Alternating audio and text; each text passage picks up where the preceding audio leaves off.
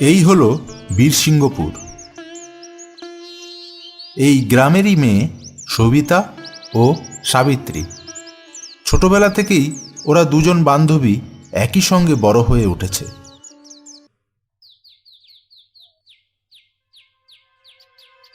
এই সাবিত্রী, তাহলে আমি এখন আসি, কাল আবার স্কুলে দেখা হবে। এই সবিতা, বিকেলবেলা আমাদের বাড়ি আসবি? দুজনে বসে গল্প করব। না রে সাবিত্রী, আমার বিকেলবেলায় আসা হবে না। কেন, কি হয়েছে? আসলে কত মজা হতো বলতো। সে তো হতোই, কিন্তু বিকেলবেলায় আমার গানের মাস্টার আসবে।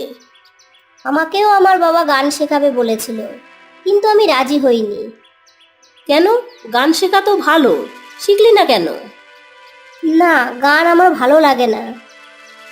দুই বান্ধবীর মধ্যে সবিতার বাবা বেশ পয়সাওয়ালা, আর সাবিত্রীর বাবার অবস্থা বিশেষ ভালো নয়।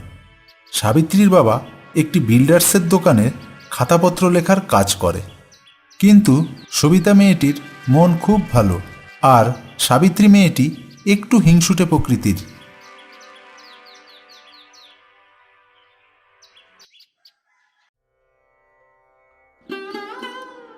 ও মা, আমায় গান শেখাবে? জানো, সবিতাও গান শেখে। দেখ সাবিত্রী, আমাদের তো আর সবিতাদের মতো অবস্থা নয়। ওরা খুব বড় লোক, ওদের সঙ্গে কি আমাদের তুলনা হয়? তোর বাবা তো বলেছে স্কুল শেষ হলে দেখে শুনে তোর বিয়ে দিয়ে দেবে, তারপর শ্বশুরবাড়ি গিয়ে যত খুশি গান শেখ।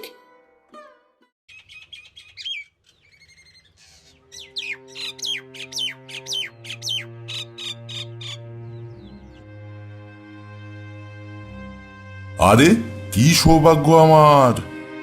নিবারণ ঘটক পদ ভুলে এলো নাকি? বসুন বসুন, কথা আছে আপনার সঙ্গে। বলুন নেপাল বাবু, কি খবর আপনার? বাড়ির সবাই ভালো আছে তো? বাড়ির কথা ছাড়ুন, আপনি কেমন আছেন বলুন।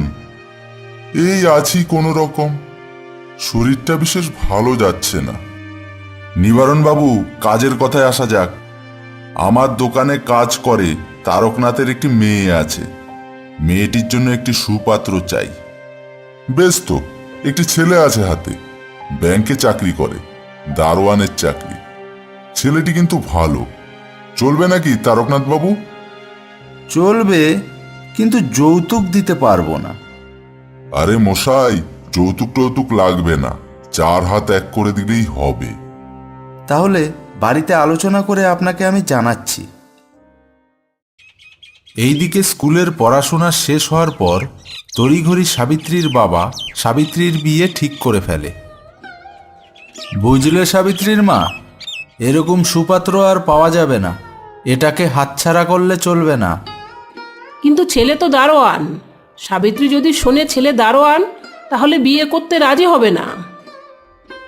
শোনো সাবিত্রীর মা, আমাদের যৌতুক দেওয়ার মতো টাকা পয়সা নেই। বিনা যৌতুকে এর থেকে ভালো ছেলে আর জুটবে না। তুমি এক কাজ করো, মেয়ে যদি জিজ্ঞাসা করে বলবে ছেলে ব্যাংকে চাকরি করে। ব্যাংকে কি চাকরি করে অত কিছু বলার দরকার নেই। বেশ কিছুদিন পর সবিতারও ধুমধাম করে বিয়ে হয়।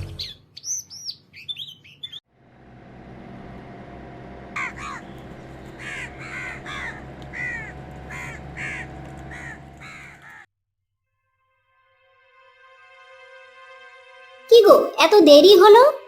তুমি সকালে বললে সন্ধেবেলা জামাই ষষ্ঠীর কেনাকাটা করতে যাবে। তুমি কিছু মনে করো না, আজকে আর যাওয়া হবে না। কাল অফিস থেকে ফেরার সময় আমি সব কেনাকাটা করে নিয়ে আসব।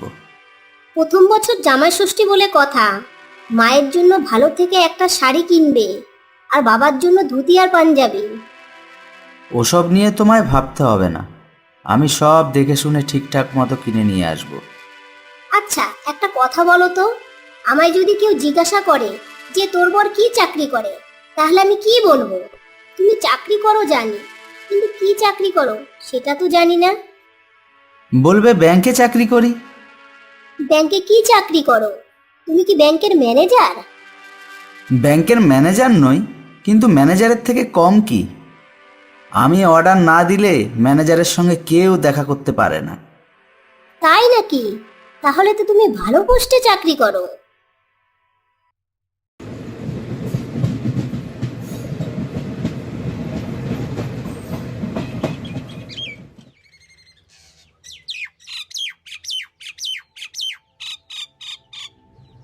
কিরে সাবিত্রী, কতদিন পর দেখা, কেমন আছিস?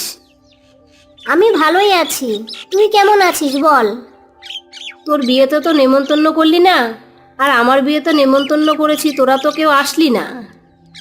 আর বলিস না, আমার বর বড় চাকরি করে তো, তাই ছুটি ছাটা কম পায়। বাহ, ভালোই তো। তোর বর কি চাকরি করে? আমার বর ব্যাংকে চাকরি করে। তাহলে তোর বর কি ব্যাংকের ম্যানেজার? না না, ম্যানেজার নয়, তবে ম্যানেজারের থেকে কম কিছু নয়। আমি শুনেছি আমার বরের অর্ডার ছাড়া কেউ ম্যানেজারের সঙ্গে দেখা করতে পারে না। বাহ, তাই নাকি? তবে তোর বরের সঙ্গে কবে দেখা করাচ্ছিস বল? আমার বর তো আমার সঙ্গেই বেড়াতে এসেছে। তাহলে তুই একদিন আমার বাড়িতে আয়, আমার বরের সঙ্গে পরিচয় করিয়ে দেব। ঠিক আছে, কালকেই যাব তোর বাড়িতে, জামাইবাবুর সঙ্গে জমিয়ে গল্প করব।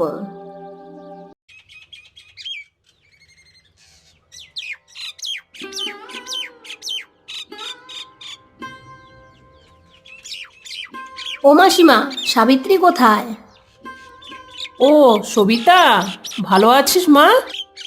আমি ভালো আছি, কিন্তু মাসিমা, তোমরা আমার বিয়েতে কেউ এলে না।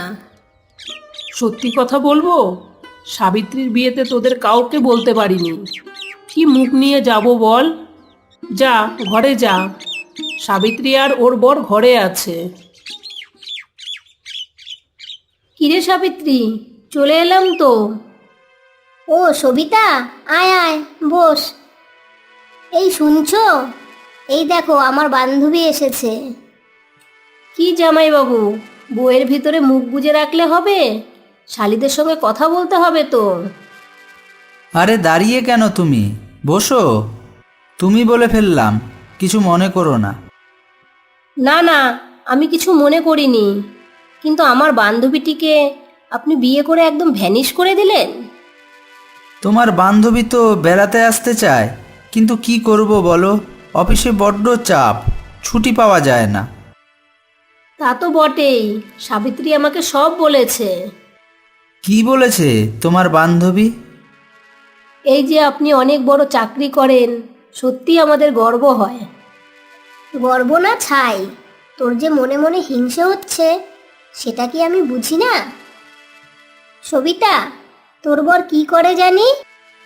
আমার বর নতুন চাকরি পেয়েছে, শহরে পোস্টিং হয়েছে, সামনের মাসে আমাকে নিয়ে যাবে ওখানে। শহরে গেলে আমাদের ফোন নাম্বারটা নিয়ে রাখবি, কোনো রকম অসুবিধা পড়লেই আমাদের ফোন করবি। আমার বর বড় চাকরি করে তো, সেই সুবাদে ভালো ভালো লোকের সঙ্গে ওঠা বসা। বেশ, নাম্বারটা তাহলে দিস আমায়। কই গো, ব্যাগটা দাও। যা যা বলেছি সব মনে আছে তো? আমার মেয়ের প্রথম বছর জামাই ষষ্ঠী বলে কথা, কোনোটা যেন বাদ যায় না। ঠিক আছে, তুমি যা যা বলেছো সব নিয়ে আসবো। বসে বসে কি ভাবছো? ভাবছি আমার বান্ধবী সবিতার কথা। তুমি সেদিন খেয়াল করেছো, যেই আমি ওর বরের কথা জিজ্ঞাসা করলাম, ওর মুখটা কেমন ভার হয়ে গেল? কই, আমি তো সেরকম কিছু বুঝিনি। আমি খেয়াল করেছিলাম, আমার মনে হয় ওর বর ছোটখাটো কোনো চাকরি করে, তাই আমাদের সামনে বরকে নিয়ে কোনো গর্ব করেনি। এক কাজ করো, আজকে তো জামাই ষষ্ঠী, সবিতার বরেরও প্রথম বছর জামাই ষষ্ঠী, নিশ্চয়ই ষষ্ঠী নিতে আসবে।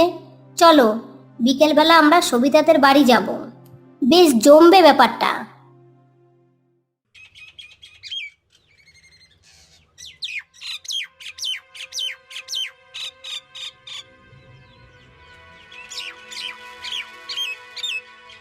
আরে সবিতা, আমরা তো তোদের বাড়ি যাচ্ছিলাম। স্যার, আপনি এখানে? আরে গৌতম বাবু যে। কি ব্যাপার, তোমরা একজন আরেকজনকে চেনো? হ্যাঁ চিনি তো, গৌতমবাবু হচ্ছে আমার অফিসের দারোয়ান। দারোয়ান মানে? কি গো, তুমি দারোয়ানের চাকরি করো আর আমার কাছে বলেছো ম্যানেজারের থেকেও উঁচু পোস্টে তুমি চাকরি করো? তোমার অর্ডার ছাড়া ম্যানেজারের সঙ্গে কেউ নাকি দেখা করতে পারে না? হ্যাঁ, ঠিকই তো বলেছে। উনি অর্ডার না দিলে আমার সঙ্গে কেউ দেখা করতে পারে না। হায় ভগবান, বাবা মা আমায় কার সাথে বিয়ে দিল? ছি ছি ছি, লজ্জায় আমার মাথা কাটা গেল।